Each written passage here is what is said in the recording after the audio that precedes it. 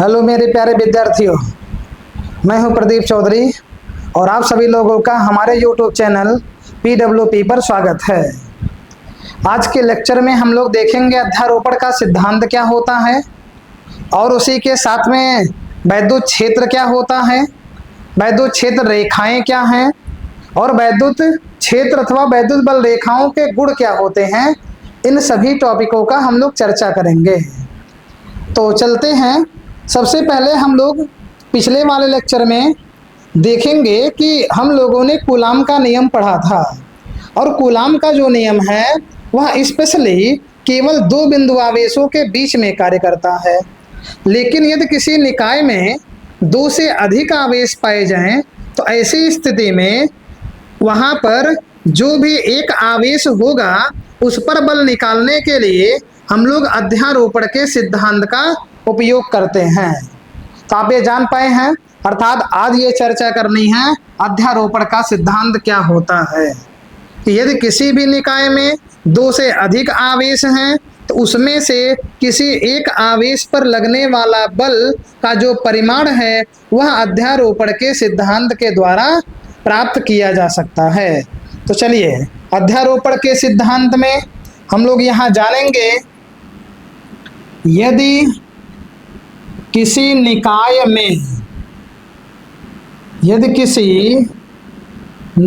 में दो से अधिक आवेश हैं, दो से अधिक आवेश हैं, तब दो से अधिक से शब्द यहाँ पर है, दो से अधिक आवेश हैं, तब उनमें से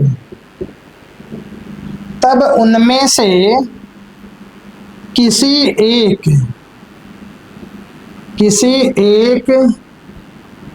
आवेश पर लगने वाले बल का परिमाण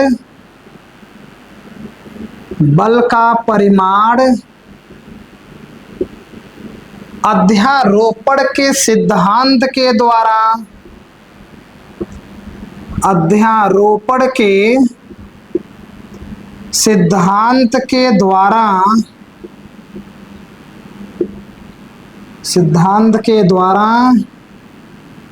प्राप्त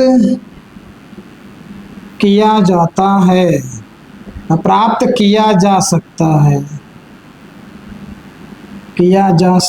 है। चलिए आप इतनी चीजें जान गए।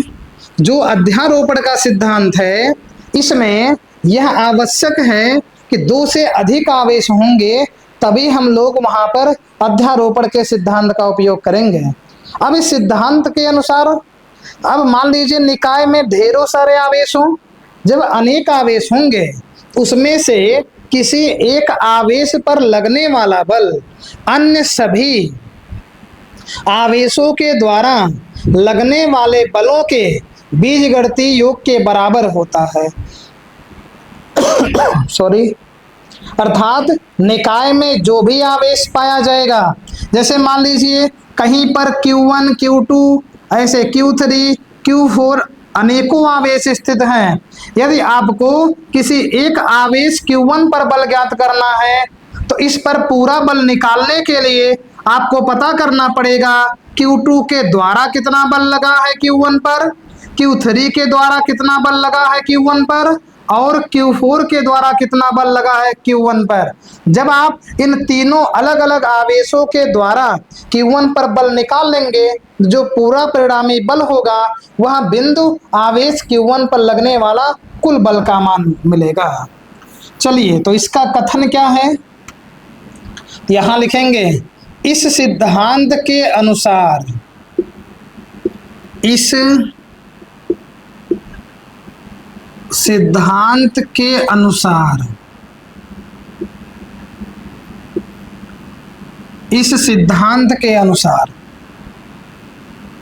किसी एक स्थिर आवेश स्थिर इसलिए कहें क्योंकि आवेश स्थिर होता है। किसी एक स्थिर आवेश, किसी एक स्थिर आवेश, इस सिद्धांत के अनुसार किसी एक स्थिर आवेश पर, चलिए सेंटेंस देखना है, आवेश पर निकाय के अन्य स्थिर आवेशों, अन्य स्थिर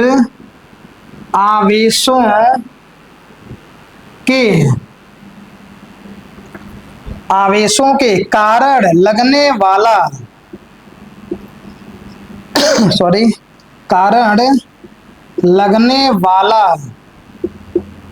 परिणामी बल, लगने वाला परिणामी बल उस आवेश पर, परिणामी बल उस पामा है, उस आवेश पर, उस आवेश पर कारण लगने वाला परिणामी बल उस आवेश पर निकाय के प्रत्येक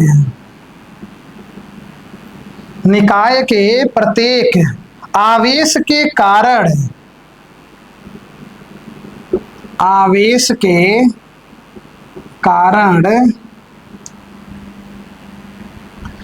के कारण लगने वाले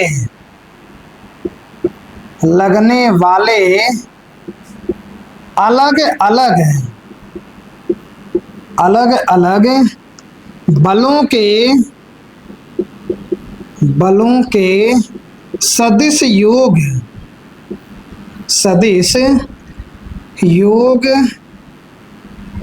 के बराबर होता है। चलिए, बराबर होता, क्या कहा गया इसमें? इस सिद्धांत के अनुसार यदि किसी भी निकाय में दो से अधिक आवेश होंगे तो ऐसी स्थिति में उनमें से किसी भी एक आवेश पर यदि आपको बल ज्ञात करना है तो ऐसी स्थिति में जितने अन्य आवेश पाए गए हैं, अर्थात प्रत्येक जितने भी आवेश हैं उसके कारण उस वाले बिंदु पर आवेश का बल निकाल करके सबको हम लोग जोड़ लेंगे। चलिए, अब ये जो कहा जा रहा है इसको हम लोग ध्यान से समझते हैं फिगर के द्वारा। मान लीजिए कोई निकाय ले लिया जाए, कोई निकाय हो जिसमें अनेक आवेश हों, तो सबसे पहले मान लेते हैं कि एक आवेश मान लीजिए यहाँ पर Q1 दे दिया गया, ये आवेश है Q1। ऐसे ही आप आवेश और भी ले लीजिए, ऐसे Q2, दूसरा आवेश हो जाएगा Q2, और आप आवेश ले सकते हैं ऐसे कहीं पर भी आप लिख दीजिए आवेश को Q3, ऐसे और भी आवेश ले लीजिए Q4, Q5, ऐसे डैश डैश आप मान लीजिए आवेश यहाँ पर Qn मान लिया जाए और एक स्थान निश्चित मान लिया जाए बिंदु O। अब यहाँ पर जो निकाय हमने माना है उस निकाय में अनेक आवेश हैं, और अनेक आवेश जो आप देख रहे हैं उसमें पहले आवेश को हमने Q1 माना, दूसरे आवेश को Q2 मान लिए। अब ये जरूरी नहीं है आप Q2 यहाँ रखें, आप Q2 Q3 कहीं भी आपकी इच्छा है वहां पर रख सकते हैं। Q1 आवेश मान लिए, Q2 यहाँ मान लिए, यहाँ Q3 है, ऐसे Q4 Q5 ऐसे डैश डैश Qn हो जाएगा। Qn मान लिए और एक निर्देश बिंदु मान लिए हैं O। चलिए, अब यहाँ पर सब इनके बीच की दूरी हम लोग निकालें। जो ये स्थिति सदिश है इन दोनों के लिए यह हो जाएगा, इसको मान लिया जा रहा है वेक्टर R12, क्योंकि सदिश योग के बराबर है इसलिए सदिश का चिन्ह लेकर चल रहे हैं। R12 अर्थात पहले आवेश और दूसरे आवेश का हुआ। यहाँ पर देखेंगे ये जो आपका है पहला आवेश और तीसरा, इनके बीच स्थित सदिश वेक्टर R13 हो जाएगा। ऐसे ये आवेश आपका n वाला है इसलिए आप इसे डैश डैश के द्वारा मिलाएं कि ये नाप का फिक्स संख्या नहीं है, इसीलिए इनके बीच में स्थित सदिश हम लोग देखेंगे तो R1n हो जाएगा। और सभी को क्या करिए, जो बिंदु O है इससे आप मिला दीजिए ऐसे। चलिए और भी परिवर्तन थोड़ा सा करना है। Q2 के कारण हमें जो बल निकालना होगा, मान लीजिए Q1 पर निकालना हो, तो Q2 के कारण जब हम लोग Q1 पर निकालेंगे बल, तो ऐसी स्थिति में यहां पर मिलेगा वेक्टर F12। इसी प्रकार से Q1 पर जो बल Q3 के कारण लगेगा वह सीधे ऊपर की ओर होगा। अब आप ये सोच रहे होंगे कि ये बल की दिशा बाहर क्यों है, क्योंकि दोनों को धन आवेश लिया गया, और धन धन आवेश दोनों जब होंगे तो समान प्रकृति, और समान प्रकृति के कारण बल हमेशा प्रतिकर्षण का लगेगा। इसलिए यहाँ पर Q3 और Q1, Q3 के कारण जो Q1 पर बल लगेगा वह ऊपर की ओर, इसको मान लिया गया है F13। इसी प्रकार से जो n वाला आवेश है इसके कारण यहाँ पर बल लगेगा, इसे डैश डैश से शो किए हैं, यहाँ पर लिख दिया जाएगा F1n। उम्मीद है चित्र आप समझ पाए होंगे। सबसे पहले हमने एक निकाय मान लिया, उसमें Q1 Q2 Q3 dash dash Qn आवेश है। चलिए जो माने हैं उसी के लिए हम लोग लिख ले रहे हैं। यहाँ पर माना एक निकाय है, इसे आप अपने शब्दों में लिख सकते हैं। माना एक निकाय है जिसमें Q1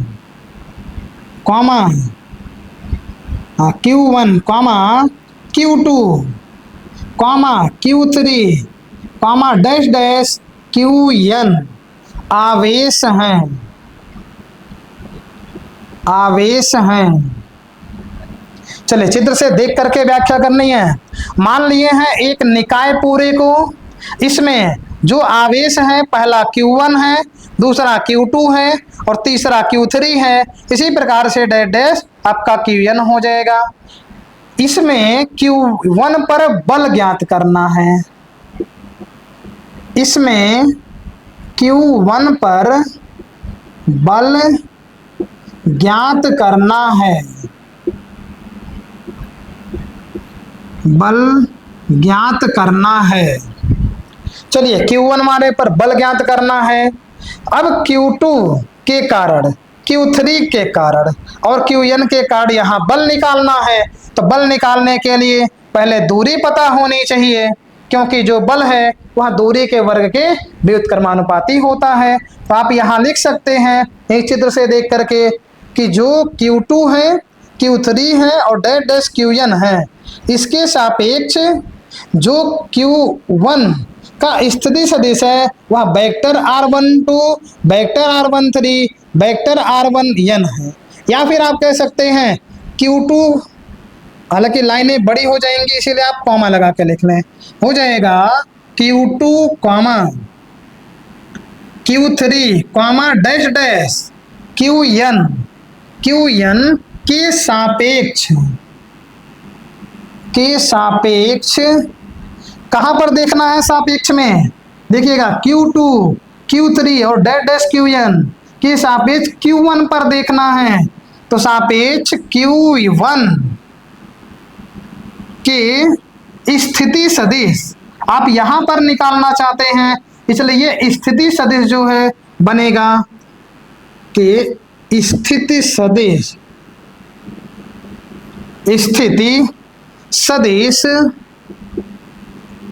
क्रमशः, स्थिति सदिश आप क्रमशः यहां से ले सकते हैं, हो जाएगा vector R12 vector R13 dash dash vector R1n है। चलिए इतना तो हो गया। अब इसके बाद में यहाँ पर अब एक एक आवेशों के कारण बल निकाला जाए। अब जब हम लोग एक एक आवेशों के कारण बल निकालेंगे तो पहले शुरुआत करते हैं Q2 के कारण Q1 पर बल। यहाँ मिलेगा Q2 के कारण Q2 के कारण Q1 पर बल। तो यहां से बल जब निकलेगा तो जो बल का परिमाण है उसे F12 लिखा गया है। यहां पर मिलेगा F12 वेक्टर में बराबर हो जाएगा, क्योंकि यहाँ पर दो ही आवेश के बीच में बल निकाल रहे हैं, इसीलिए हम लोग यहाँ पर कूलाम के नियम का सूत्र उपयोग में लाएंगे। तो F12 बराबर हो जाएगा 1/4πε0 इंटू Q1 Q2 बटे में R12 का स्क्वायर। चूंकि ये सदिश है इसीलिए वेक्टर R12 यहीं बगल में आप लिख दीजिए। ये तो आपका पहली स्थिति बनी Q2 के कारण Q1 पर। इसी प्रकार से आगे बढ़ेंगे Q3 के कारण Q1 पर बल। जब इसका मान निकालेंगे तो यहाँ पर मिलेगा वेक्टर F13 बराबर हो जाएगा 1/4πε0 इंटू Q1 Q3 बटे में R13 का होल स्क्वायर। यहाँ सदिश लगा देंगे वेक्टर R13। इसी प्रकार से लास्ट Qn के कारण Q1 पर बल। जब इसका मान निकालेंगे तो यहाँ मिलेगा वेक्टर F1n बराबर हो जाएगा 1/4πε0 इंटू Qn बटे में R1n का होल स्क्वायर, और यहाँ वेक्टर लगेगा R1n। आप इतना समझ पाए हैं। अब ये कहा गया है इस कथन में कि जो एक आवेश पर लगने वाला बल है वह अन्य सभी आवेशों के द्वारा लगने वाले बलों के बीजगणितीय योग या सदिश योग के बराबर होता है। तो कहने का तात्पर्य ये है, यहां आप लिख सकते हैं एक लाइन, अध्यारोपण के सिद्धांत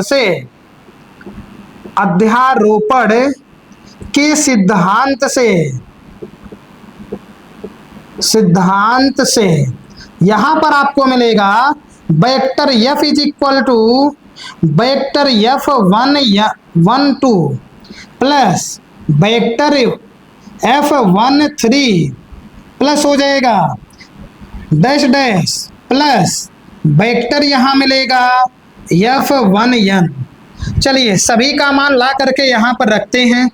मिलेगा वेक्टर F बराबर हो जाएगा 1/4πε0 इंटू Q1 Q2 बटे में R12 का स्क्वायर और वेक्टर लगा करके R12 प्लस 1/4πε0, ये दूसरा मान लाएंगे रखने यहाँ Q1 Q3 बटे में R13 का होल स्क्वायर, और यहाँ वेक्टर हो जाएगा R13। इसी प्रकार से प्लस तीसरे मान को लाइए 1/4πε0 इंटू यहाँ मिलेगा Q1 Qn बटे में R1n का होल स्क्वायर, और यहाँ सदिश लगाएंगे वेक्टर R1n। यहाँ पर आप प्लस करके डैश डैश कर दीजिए, फिर प्लस लगा दीजिए। चलिए अब इसमें आप देखेंगे कि आपको क्या चीज कॉमन मिल रही है। जो चीज कॉमन मिल रही है उसे हम लोग बाहर कर लेंगे। तो यहाँ आपको मिलेगा वेक्टर F बराबर 1/4πε0 ब्रैकेट में मिलेगा Q1 Q2 बटे में R12 का होल स्क्वायर, और यहाँ सदिश लगा करके R12 प्लस यहाँ पर आपको मिलेगा Q1 Q3 बटे में R13 का होल स्क्वायर, और यहाँ सदिश का चिन्ह, और यहाँ मिलेगा R13 प्लस डैश डैश फिर प्लस यहाँ पर आपको मिलेगा Q1 Qn बटे में R1n का होल स्क्वायर, और यहाँ सदिश का चिन्ह लगा के R1N कर देंगे।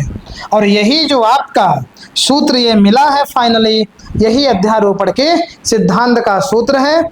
आप इसका स्क्रीनशॉट ले लीजिए। अब आपको बढ़िया से दिख रहा होगा एकदम, अभी तक नहीं दिखा था, स्क्रीनशॉट आप लोग ले लीजिए।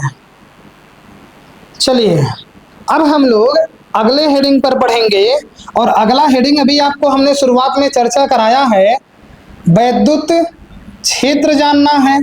हालांकि इससे पहले हम लोग एक टॉपिक और थोड़ा सा जान लें कि जो पृथ्वी पर गुरुत्वाकर्षण बल पाया जाता है और जो अभी हम लोगों ने वैद्युत बल पढ़ा है जिसे कूलाम का बल कहा गया, उनके बीच में समानताएं क्या हैं या फिर अंतर क्या हैं। चलिए इसको भी जानना जरूरी है, कभी भी पूछ लिया जाता है इसे। तो हेडिंग आप डालिएगा, हेडिंग आपको मिलेगा, एक मिनट, चलिए हेडिंग हो जाएगा वैद्युत बल। वैद्युत बल की गुरुत्वाकर्षण बल, वैद्युत बल की गुरुत्वाकर्षण बल से तुलना, बल से तुलना। तुलना का मतलब है कौन ज्यादा कौन कम, या कहां पर कौन सा बल लगता है। तो यहाँ पर सबसे पहले हम लोग दो टॉपिक को तो ऐसे क्लियर करेंगे, एक वैद्युत बल, एक गुरुत्वाकर्षण बल। आपको ये स्पेशल रूप में जानना है, वैद्युत बल ही कूलाम का बल कहलाता है और यह बल आवेशों के बीच में कार्य करता है। और जो आपका गुरुत्वाकर्षण बल होता है वह पृथ्वी और अन्य सभी वस्तुओं पर लगने वाला, उनके बीच में बल लगता है, अर्थात पृथ्वी और पृथ्वी पर स्थित जितनी भी वस्तुएं हैं उनके बीच में लगने वाला बल यह गुरुत्वाकर्षण बल कहलाता है। अब ऐसी स्थिति में आप यहां देखेंगे तो सबसे पहला अंतर आपको यही मिल रहा है कि जो ये वैद्युत बल दिया गया है यह आवेशों के बीच में कार्य करता है, दो आवेशों के बीच में, और जो आपका गुरुत्वाकर्षण बल होता है वह दो द्रव्यमानों के बीच में कार्य करता है। तो आप पहले स्थिति में लिखेंगे, पहला नंबर हो जाएगा कि वैद्युत बल दो आवेशों के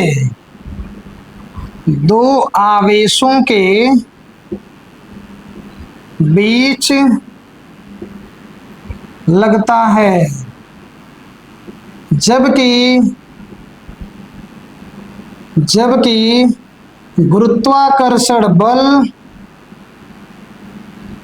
जबकि गुरुत्वाकर्षण बल दो द्रव्यमानों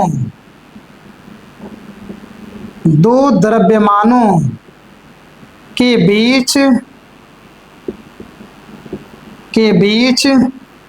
लगता है।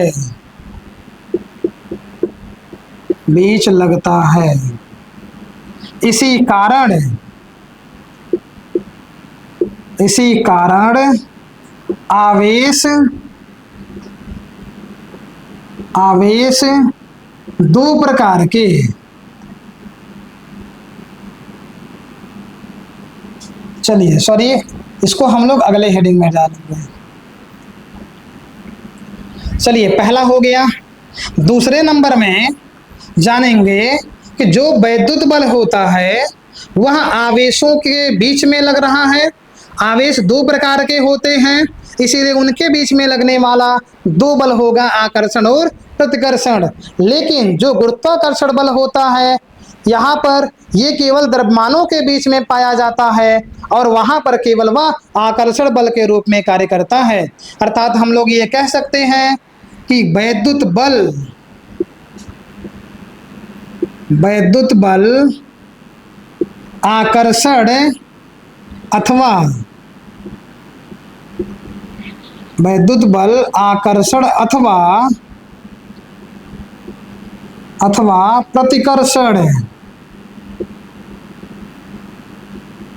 प्रतिकर्षण होता है, जबकि गुरुत्वाकर्षण बल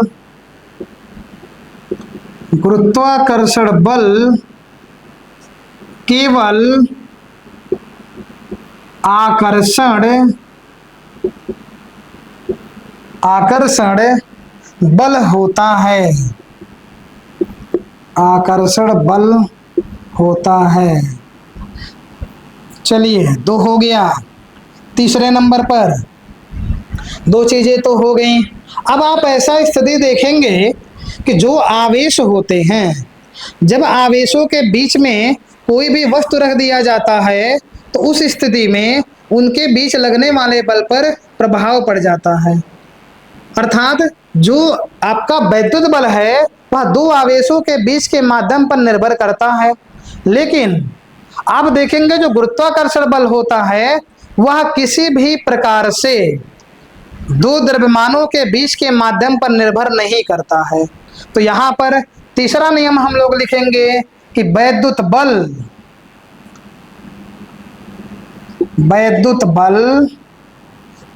आवेशों के बीच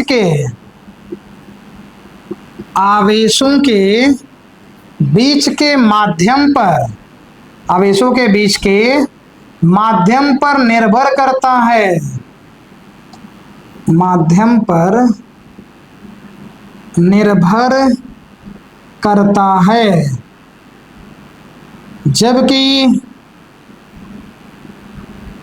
जबकि गुरुत्वाकर्षण बल 2 द्रव्यमानों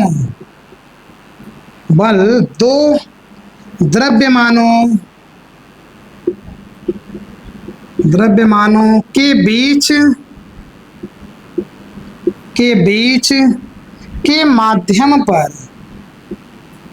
के माध्यम पर निर्भर नहीं करता है। चलिए, 3 स्थिति हो गई। अब आप स्थिति ऐसे देखेंगे तीनों तो बहुत कठिन नहीं है, बहुत इजी है। सबसे पहला अंतर आपको बता दिया गया कि जो वैद्युत बल है वह 2 आवेशों के बीच में कार्य करेगा और जो आपका गुरुत्वाकर्षण बल है वो द्रव्यमानों के बीच में कार्य करता है। दूसरी स्थिति आपको बता दी गई, वैद्युत बल आकर्षण प्रतिकर्षण दोनों होता है, लेकिन जो गुरुत्वाकर्षण बल है वह केवल और केवल आकर्षण बल ही होता है। वैद्युत बल 2 आवेशों के बीच के माध्यम, 2 आवेश रखे हैं, कहीं भी बीच में आप किसी वस्तु को रख देंगे उनके आवेशों के द्वारा लगने वाला बल कम हो जाता है। इसका मतलब है 2 आवेशों के बीच से माध्यम कुछ रख दिया गया तो वह उस पर निर्भर कर रहा है, चाहे घटेगा या बढ़ेगा। तो यदि निर्वात में रहेगा तब दोनों आवेशों के बीच निर्वात रहेगा, ऐसी स्थिति में बल ज्यादा होता है। लेकिन 2 आवेशों के बीच में किसी माध्यम को लाके रखेंगे तो उस स्थिति में लगने वाला बल पहले की अपेक्षा कम हो जाता है। तो ये आपका दूसरा हुआ। तीसरा आपको बता दिया गया, ये भी माध्यम पर निर्भर किया, और जो आपका गुरुत्वाकर्षण बल है वह 2 द्रव्यमानों के बीच के माध्यम पर निर्भर नहीं करता है। आप लोग इसका नोट्स बनाते चलिएगा, बहुत मेहनत किया जा रहा है। चलिए, इतना हो गया। अब हम लोगों को जानना एक और टॉपिक है इसी का, चौथा नंबर, कि बताइए इन दोनों बलों में से कौन सा बल शक्तिशाली है। तो शक्तिशाली बल जो आवेशों के बीच में लगता है वही होता है, और जो द्रव्यमानों के बीच में बल लगता है वहाँ थोड़ा सा उससे कमजोर बल रहता है। अर्थात कह सकते हैं कि जो वैद्युत बल है वह किसकी अपेक्षा, गुरुत्वाकर्षण बल की अपेक्षा अधिक प्रबल होता है। तो यहाँ कह सकते हैं वैद्युत बल कॉमा गुरुत्वाकर्षण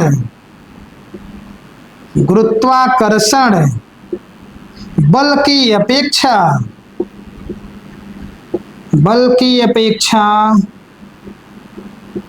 अधिक प्रबल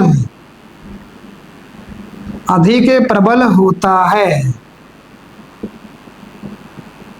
चलिए, मतलब कहने का है वैद्युत बल जो है शक्तिशाली बल है और ये क्षीण बल होगा।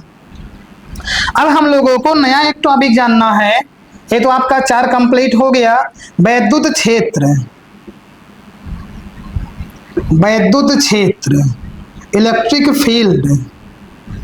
चलिए, वैद्युत क्षेत्र क्या होता है?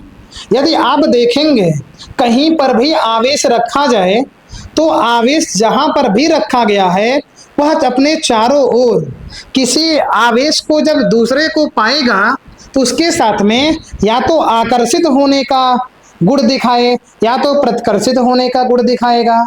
तो इसका मतलब है कि किसी आवेश के चारों ओर का वह क्षेत्र जिसमें अन्य किसी आवेश को लाए जाने के बाद में वह या तो आकर्षित या तो प्रतिकर्षित हो जाती हैं, तो वही आवेश के चारों ओर का क्षेत्र ही कहलाएगा। क्या यहाँ हेडिंग दिया गया है? वैद्युत क्षेत्र। चलिए परिभाषा लिखते हैं।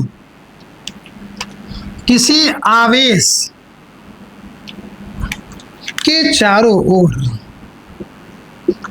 किसी आवेश के चारों ओर का, किसी आवेश के चारों ओर का वह क्षेत्र, वह क्षेत्र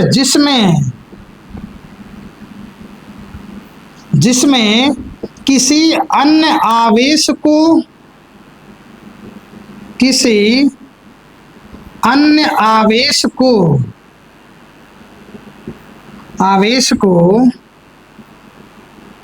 लाए जाने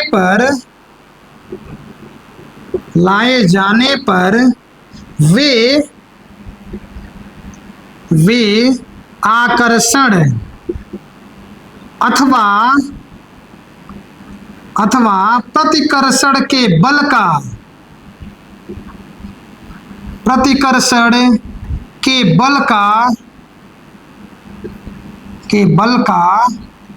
अनुभव करते हैं, कॉमा वैद्युत क्षेत्र कहलाता है। वैद्युत क्षेत्र कहलाता है। अब आप ये समझ पाए होंगे, जैसे मान लीजिए कहीं पर कोई एक आवेश रख दिया गया है, ऐसे यहाँ पर ये आवेश जो रखा गया है ये अपने चारों ओर एक क्षेत्र बनाता है, चारों ओर ये अपने एक क्षेत्र ऐसे बनाता है। और यदि आप किसी अन्य आवेश को यहाँ पर इसके भीतर या इसके क्षेत्र में ले आएंगे तो जो लाए जाने वाला जो आवेश होगा वह इसके साथ में या तो अट्रैक्ट हो जाएगा या तो ये रिपल हो जाएगा तुरंत ही, मतलब या तो ये आकर्षित हो जाएगा क्यू वाले के साथ में या तो प्रतिकर्षित हो जाएगा। तो यही जितने क्षेत्र में जितने दूरी पर लाने के बाद जहां से अपना ये बल इस पर लगना शुरू हो जाता है वही चारों ओर का क्षेत्र ही वैद्युत क्षेत्र कहलाता है। चलिए इसके बाद में हम लोगों को जानना है वैद्युत बल रेखाएं अथवा वैद्युत क्षेत्र रेखाएं, दोनों एक ही है, इलेक्ट्रिक फील्ड लाइंस। वैद्युत बल रेखाएं अथवा क्षेत्र रेखाएं दोनों एक ही हैं। क्षेत्र या फिर आप कह दीजिए बल रेखाएं। चलिए ये जो वैद्युत बल रेखाएं होती हैं, जैसा कि अभी आपको बताया जा रहा था कि यदि आवेश कहीं पर रखा गया तो इसके चारों ओर जो है एक एरिया, एक क्षेत्र पाया जाता है जिसमें आवेश जब दूसरा लाया जाता है तो वह या तो प्रतिकर्षित हो या तो आकर्षित हो जाए। तो ये जो बल रेखाएं होती हैं क्या यहाँ पर दिखाई पड़ती हैं? या फिर आप जैसे चुंबक देख लीजिए तो चुंबक में भी बल रेखाएं होती है चुंबकीय, लेकिन वो दिखती नहीं है कि यदि हम चुंबक को किसी लोहे के टुकड़े के पास ले जाएंगे उसमें ये दिखे कि चुंबक में से बल रेखाएं निकलें और निकल करके गई लोहे के टुकड़े के पास फिर खींच करके लाएं, तो ऐसा नहीं होता है। ये बल रेखाएं अपना काम तो करती हैं लेकिन ये अदृश्य होती हैं, ये निष्कोण वक्र के रूप में चलती हैं। निष्कोण का मतलब ये कभी मिलती ही नहीं है, इसलिए निष्कोण वक्र ये बनाती हैं। अभी आपको परिभाषा पहले लिखना है। चलिए, वैद्युत क्षेत्र या फिर आप कह दीजिए वैद्युत बल रेखाएं। तो ये कहेंगे कि वैद्युत क्षेत्र में खींची, चलिए ये तो पूरा हो गया है। वैद्युत क्षेत्र में खींची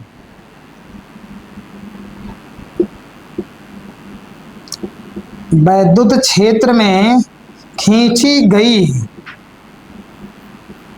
वैद्युत क्षेत्र में खींची गई वे काल्पनिक रेखाएं खींची गई वे काल्पनिक रेखाएं जो निष्कोण वक्र के रूप में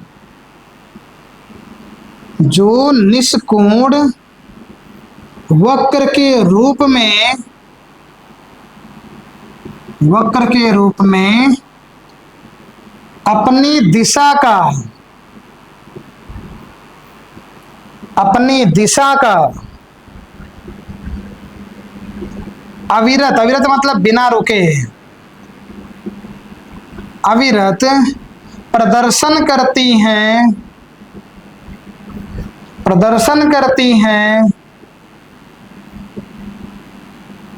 उन्हें बल रेखाएं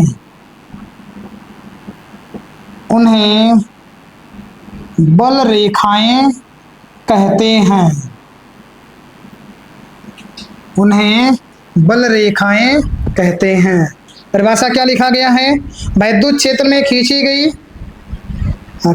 गई वे काल्पनिक रेखाएं जो निष्कोण वक्र के रूप में अपनी दिशा का अविरत प्रदर्शन करती हैं, उन्हें बल रेखाएं या फिर उन्हें वैद्युत क्षेत्र रेखाएं कहते हैं, या फिर आप कह सकते हैं वैद्युत बल रेखाएं। वैद्युत बल रेखाएं जो होती हैं ये किसी भी स्थान पर हमेशा ये धन आवेश की दिशा को प्रदर्शित करती हैं, धन आवेश पर लगने वाले बल की दिशा को प्रदर्शित करती हैं। चलिए यहां से शुरू किया जाए, यहां से 2 ठीक है आ जाएगा। वैद्युत बल रेखा के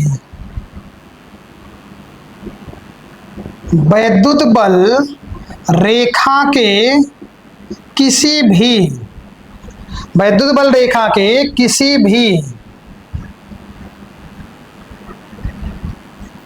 एक मिनट,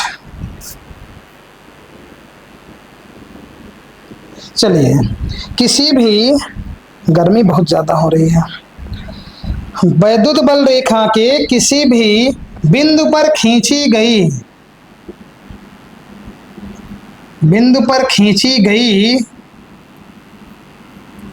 स्पर्श रेखा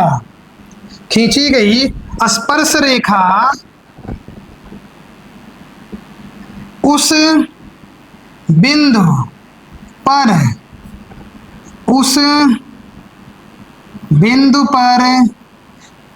पर धन आवेश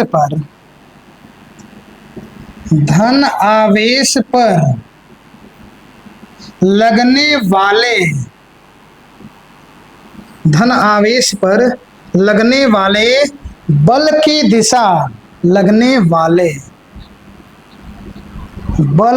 दिशा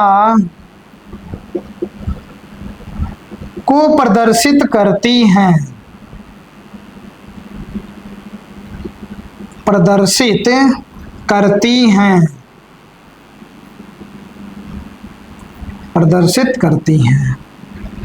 चलिए आप इसका भी स्क्रीनशॉट ले लीजिए, नोट्स आप बनाते चलेंगे।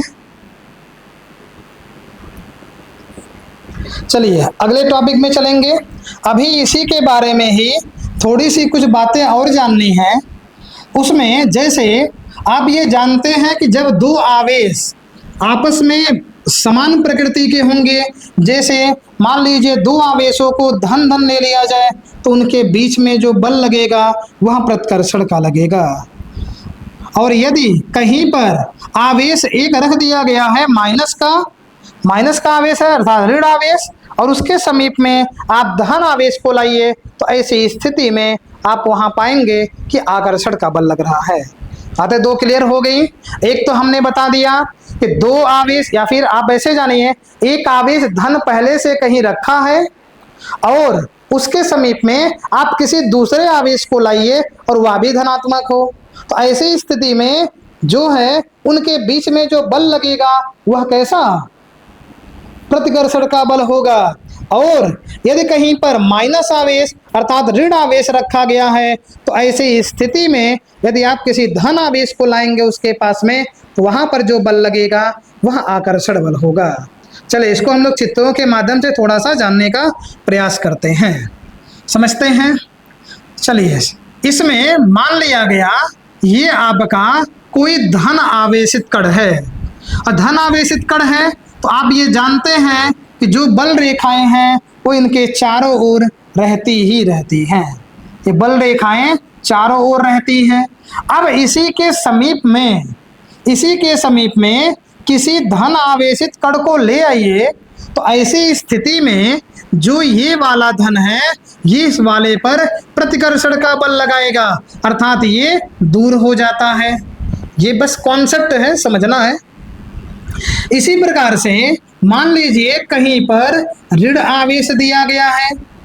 जो ऋण आवेश होता है इसके चारों ओर भी एक क्षेत्र पाया जाता है, और जब इसके समीप में हम लोग एक ले आएंगे धन आवेश को, एक धन आवेश को लेकर के आएंगे यहाँ से, ऐसी स्थिति में इनके बीच में आकर्षण बल लगता है। तो यहाँ पर आपका जो बल लगेगा वह प्रतिकर्षण होगा, और यहाँ पर जो बल लगेगा ये आकर्षण बल हो जाएगा। उम्मीद है आप इतनी बातें समझ पाए होंगे। अब सोचिए कि जो बल रेखाएं होती हैं इनमें तो प्रतिकर्षण होगा, इनको आप छोड़ दें। आकर्षण वाली स्थिति को लेकर के चलेंगे कि जो बल रेखाएं निकलती हैं वह एक से दूसरी ओर जाती हैं। तो जो बल रेखाएं हैं इनकी दिशा निश्चित की गई है कि ये धन आवेश से निकलेंगी और ऋण आवेश की ओर जाएंगी। चलिए तो यहाँ पर आप एक फिगर के द्वारा और समझ लें। मान लीजिए आप यहाँ पर धन आवेश को रख दिए और यहाँ पर आप क्या करिए, एक ऋण आवेश को रख दीजिए, किसी ऋण आवेश को रख दिया गया। बल रेखाएं यहाँ भी निकल रही हैं, ऐसे अनेकों बल रेखाएं इस प्रकार से ऐसे निकलेंगी। ऐसे ये जो माइनस वाला है, अब आपको पता है माइनस वाला जो है ये आवेश को अपने अंदर लेगा, इसीलिए लेने के कारण ही आवेश ऋणात्मक हो जाता है, अर्थात ये आवेश किसी से ले रहा है। चलिए इसकी दिशा को ऐसे बना दिया जा रहा है। इसी प्रकार से यदि आप देखेंगे तो केवल इतनी बल रेखाएं नहीं आती हैं, ये अनेकों ऐसी बल रेखाएं असंख्य रूप में ऐसे इसमें आकर के प्रवेश करती हैं, और यहाँ से असंख्य बल रेखाएं ऐसे ये बाहर ऐसे निकलती हैं। तो जो बल रेखाएं कुछ इस प्रकार से निकली हैं, तो आप ऐसे देखेंगे बल रेखाएं यहाँ से निकल करके ऐसे यहाँ पर ऐसे जाएंगे, तो इनकी दिशा ये हो जाएगी। इसी प्रकार से यहाँ से भी आप देखेंगे नीचे की ओर से भी बल रेखाएं जाती हैं। इस स्थिति में ये देख करके ये पता चल रहा है कि जो ये आपका आवेश है धन और ऋण दोनों जब यहाँ लिखा गया तो धन आवेश से निकल करके बल रेखाएं ऋण आवेश पर समाप्त हो जाती हैं। चलिए तो इतनी चीजें आप समझ पाए होंगे। ये बल रेखाएं आप ये भी देख रहे हैं चित्र में एक वक्र के रूप में चलती हैं, और ये एक दूसरे को जो है कभी नहीं काटती हैं। आप ध्यान दीजिए थोड़ी सी बातें। और इसी में ये धन वाला जो आवेश है और ऋण वाला आवेश है, तो इनके बीच में एक जगह ऐसा पाया जाएगा, इनके बीच में दोनों आवेशों के बीच में एक जगह ऐसा पाया जाएगा कि उस स्थान पर जो वैद्युत क्षेत्र होता है वह शून्य हो जाता है। और जब वैद्युत क्षेत्र शून्य हो गया तो आप ये जान लीजिए कि वह बिंदु उदासीन बिंदु के नाम से जाना जाएगा। जितनी भी बातें आपको बताई जा रही हैं अभी सब नोट्स कराते हैं कि दोनों आवेश एक धन और एक ऋण होने पर दोनों आवेशों के बीच में एक बिंदु ऐसा होता है जहां पर वैद्युत क्षेत्र शून्य हो जाता है और उस बिंदु को उदासीन बिंदु के नाम से जानते हैं। और यदि कहीं ऐसा हो गया दोनों आवेश धनात्मक हो गए, दोनों आवेश धनात्मक हो गए, तब जो उदासीन बिंदु है वह उनके बीच में नहीं पाया जाएगा। चलिए इन सब स्थितियों को हम लोग पहले नोट्स बनाते चलें। तो आप हेडिंग डालिए वैद्युत, चलिए पहले उदासीन बिंदु जान लिया जाए तब उसके बाद में। चलिए तो एक नोट्स पॉइंट है आपके लिए, एक कॉन्सेप्ट है, केवल जानना क्या है अभी आपको बता दिए हैं कि जब दो आवेश एक धन और एक ऋण होंगे जो कि बराबर प्रकृति के होंगे तो वैद्युत क्षेत्र उनका भी बराबर होता है। यहां लिख लिया जा रहा है कि दो बराबर या बराबर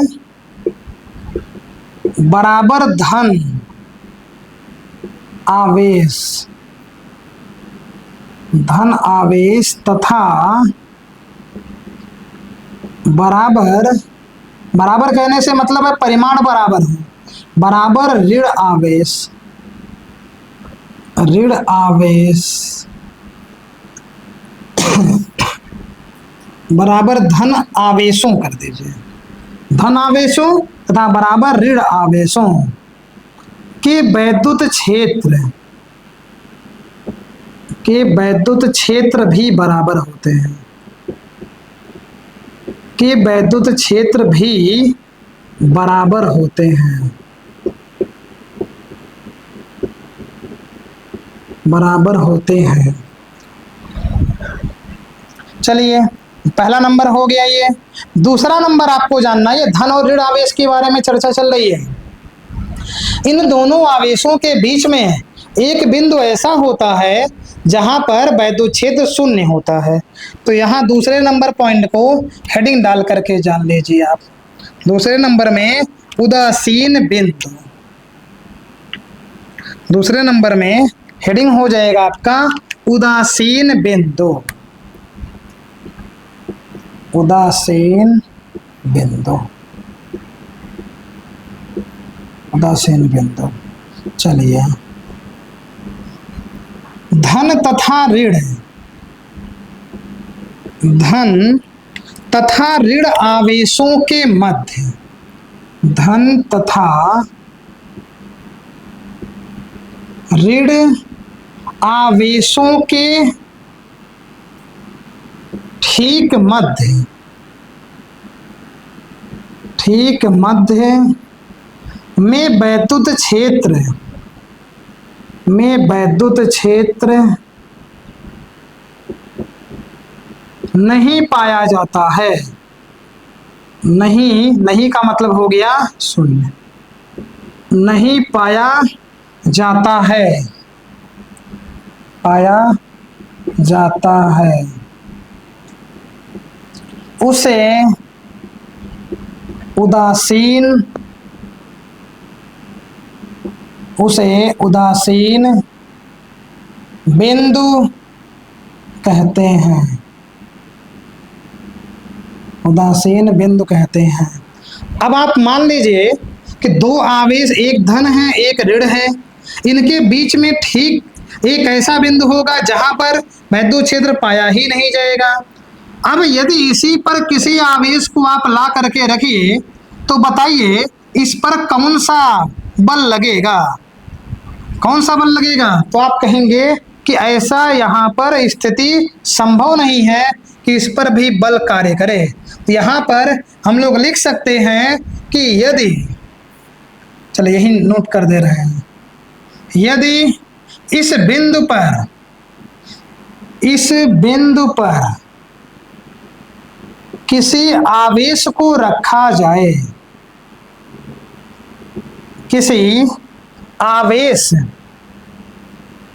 किसी आवेश को रखा जाए, रखा जाए तो आवेश, तो वह आवेश किसी भी ओर, किसी भी ओर गति नहीं करेगा, मतलब उस पर ना ही आकर्षण बल लगेगा और ना ही प्रतिकर्षण बल लगेगा। किसी भी ओर गति नहीं करेगा, नहीं करेगा। चलिए नोट पॉइंट 2 हो गया। तीसरे नंबर में अब यहां पर अभी धन और ऋण की बात हो रही थी। अब आप मान लीजिए दोनों आवेश धनात्मक हों, तो ऐसी स्थिति में जो ये उदासीन बिंदु है वह ठीक बीच में नहीं पाया जाता है। तो लाइन को यहीं जोड़ दें। चलिए अलग ही लिख लीजिए। यदि दोनों आवेश, यदि दोनों आवेश धनात्मक हैं, दोनों आवेश धनात्मक हैं, तो उदासीन बिंदु, उदासीन बिंदु, उदासीन बिंदु मध्य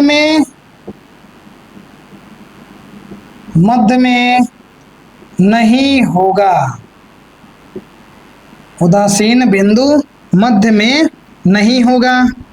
ऐसी स्थिति के लिए आपको एक सूत्र जानना है, Q1 बटे में R1 का स्क्वायर बराबर Q2 बटे में R2 का स्क्वायर।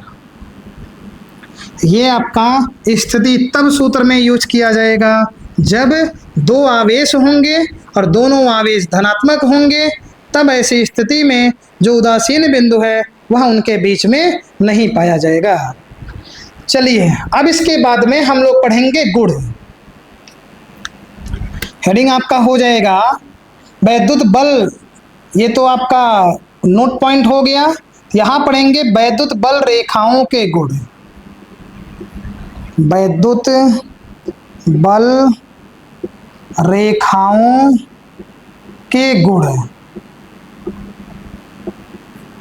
वैद्युत बल रेखाओं के गुण, इसमें आपको पहला नंबर अभी को बताया गया है। कॉन्सेप्ट जब बता रहे थे उस समय बताए हैं कि जो भी आवेश होता है वह धन से निकल करके ऋण की ओर जाता है। इस आधार पर आप ये कह सकते हैं, पहला स्थिति आपका है कि वैद्युत बल रेखाएं, या ये सीधे लिख दीजिए, ये धन आवेश से चलकर, धन आवेश से चलकर ऋण आवेश पर समाप्त होती हैं, समाप्त होती हैं। दूसरा भी आपको बता रहे थे कि जो बल रेखाएं होती हैं वह कभी एक दूसरे को नहीं काटती। यदि कहीं बल रेखाएं जो भी है ऐसे वक्र के रूप में निकलती हैं, यदि ये एक दूसरे को ऐसे काट दें तो यहाँ पर जो कटान बिंदु है यहाँ पर बल की दो दिशाएं हो जाएंगी, जो कि असंभव है। अर्थात दूसरी स्थिति में हम लोग लिखेंगे दूसरा नंबर, दो बल रेखाएं एक दूसरे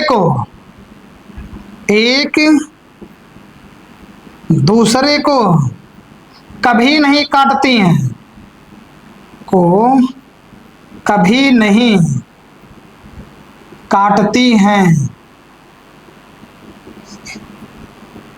क्योंकि इनके कटान बिंदु पर, क्योंकि इनके कटान बिंदु पर दो स्पर्श रेखाएं, बिंदु पर दो स्पर्श रेखाएं खींची, क्योंकि इनके कटान बिंदु पर दो स्पर्श रेखाएं खींची जा सकती हैं, जा सकती है जो उस बिंदु पर जो उस बिंदु पर दो बल जो उस बिंदु पर लगने वाले जो उस बिंदु पर दो बल की दिशा को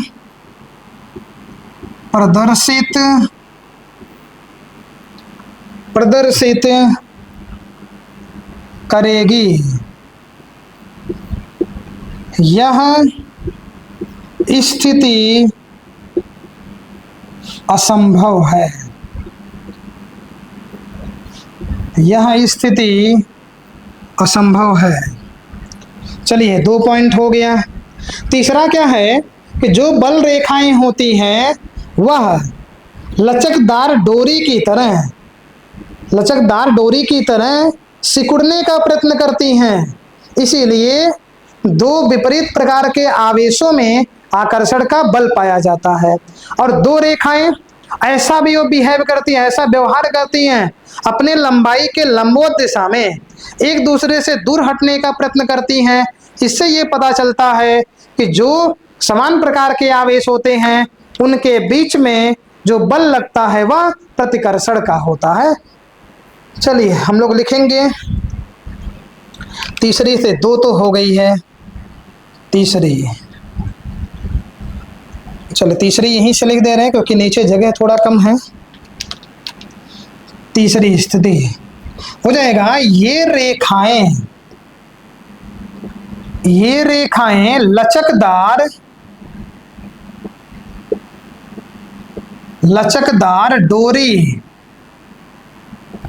डोरी की तरह सिकुड़ने का प्रयत्न करती हैं।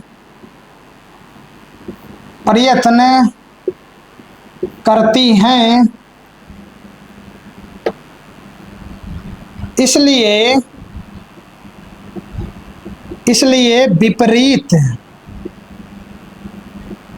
विपरीत प्रकार के आवेशों में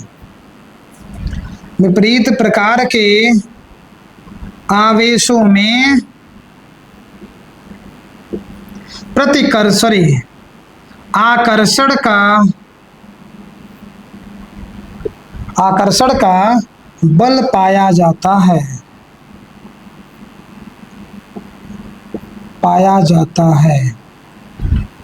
चलिए ये तो आपका तीसरा नंबर हो गया। चौथा नंबर आपको क्या बताए हैं कि जो बल रेखाएं होती हैं ये अपने लंबाई के लंबवत दिशा में एक दूसरे से दूर हटने का प्रयत्न करती हैं। और ऐसी स्थिति से पता चलता है कि विपरीत जब करेंगे या विपरीत जो बल लगेगा आवेशों के लिए वो तो आकर्षण था, लेकिन जब वो दूर करेंगी इसका मतलब है उन पर आवेश समान होगा। जब समान होगा तो प्रतिकर्षण कर रहा है। तो यहाँ पर हम लोग लिखेंगे, ये रेखाएं, चले यहाँ क्या लिखा गया था, ये रेखाएं लचकदार, ये रेखाएं लंबाई के लंबवत अपनी लंबाई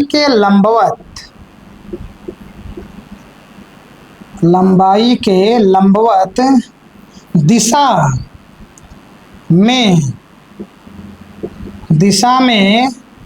एक दूसरे से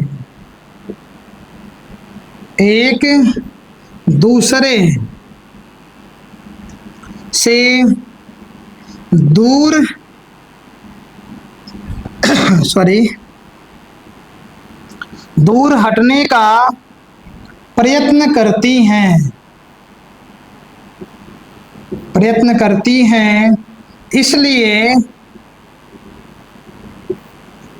इसलिए समान प्रकार के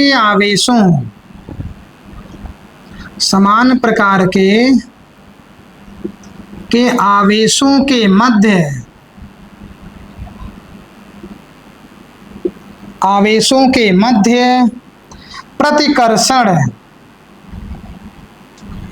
का बल पाया जाता है।